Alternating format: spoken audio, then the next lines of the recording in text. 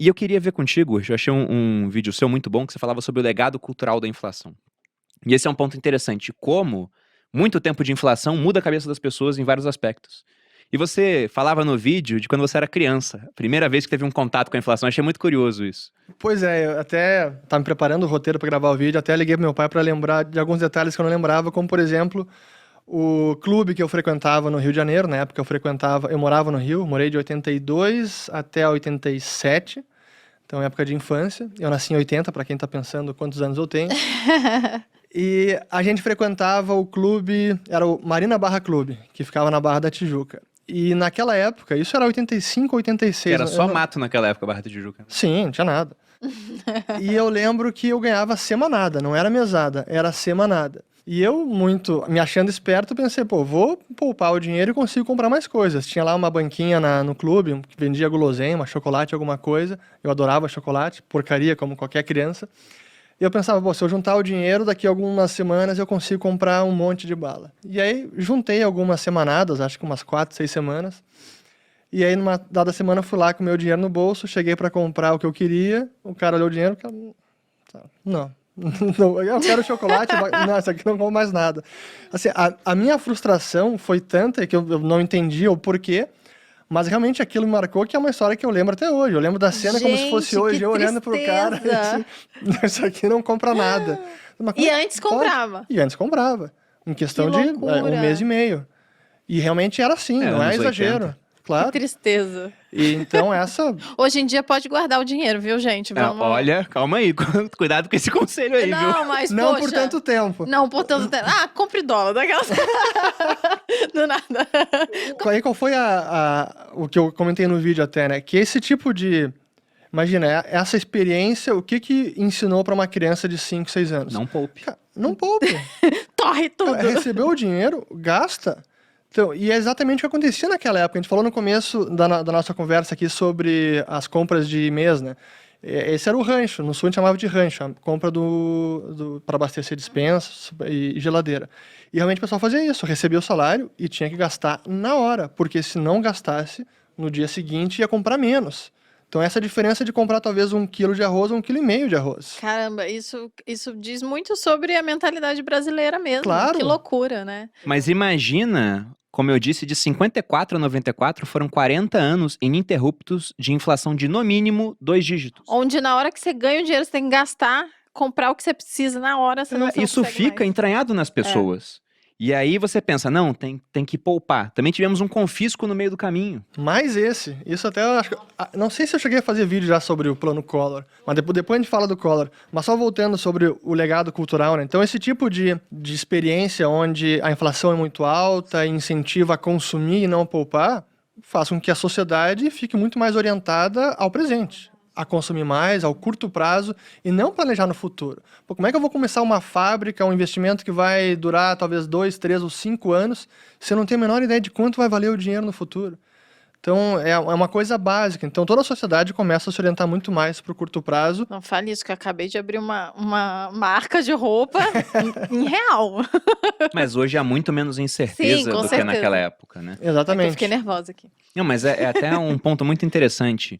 Outro dia eu vi uma propaganda, eu até postei no meu Instagram, já tem um tempo já, acho que tem mais ou menos 1 mês e meio, mas era uma propaganda de um banco, acho que tailandês, de algum país do Sudeste Asiático.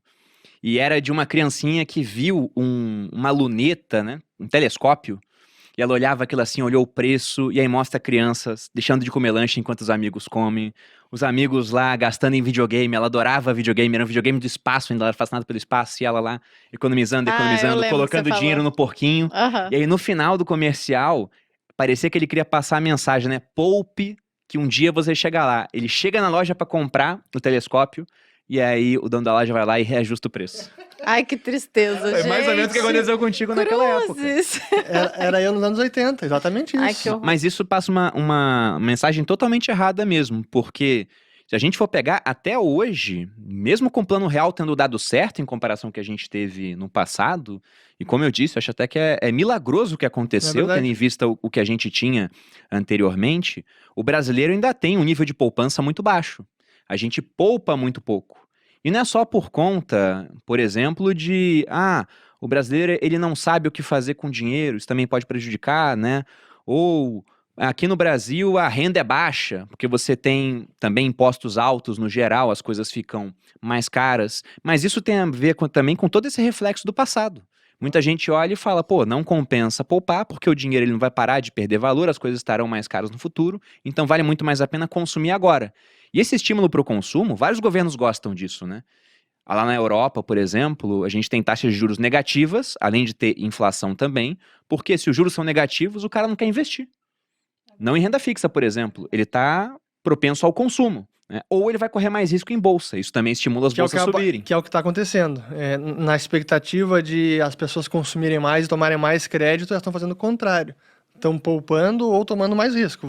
Coloca na bolsa alemã, Estados Unidos, enfim, realmente tentando de alguma maneira investir, mas não deixar o dinheiro parado e nem consumir mais. Exatamente.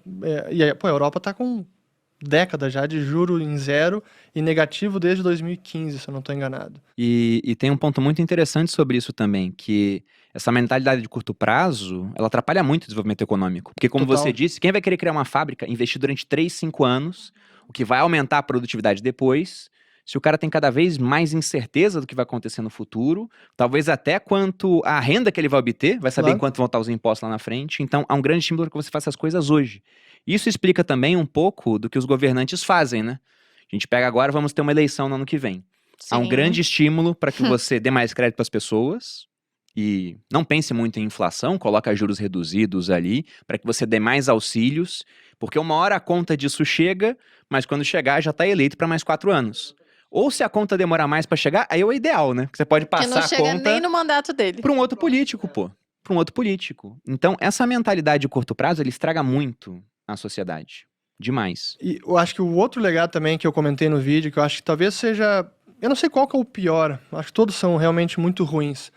Mas essa é a desarmonia social que isso acaba causando. O que a gente já comentou de empresário sendo visto como o malvado, é o vilão. Pô, se é ele que está aumentando o preço lá, reajustando, ele é o culpado pela inflação. Então, e isso joga a população contra os produtores, contra os empresários, porque eles também não entendem o que está acontecendo. E como não identificam o governo como culpado, vai lá e tenta fechar Ou seja, o os supermercado. culpados saem livres da Não, história. completamente lesos. E o empresário que consegue gerar mais empregos, gerar riqueza, fica culpado e às vezes se impede de fazer isso, no caso. Exatamente. Não teve uma fala do Alberto Fernandes, presidente da Argentina, que falou que a inflação é falta de consciência social, né? Ou aqui o Bolsonaro também. Exatamente. eu ia O Bolsonaro, falar, ele não falou aqui falta também? de patriotismo. Falta de patriotismo. Mas, gente, Sejam patriotas. assuma toda essa conta miserável. Tipo é isso. complicado. Não, eu tô com um livro aqui nas minhas mãos, que inclusive foi você que me deu esse livro, Ah, é? que é o que o governo fez com o nosso dinheiro, do Murray Rothbard, que é um economista americano, mais da escola austríaca, que ele fala muito bem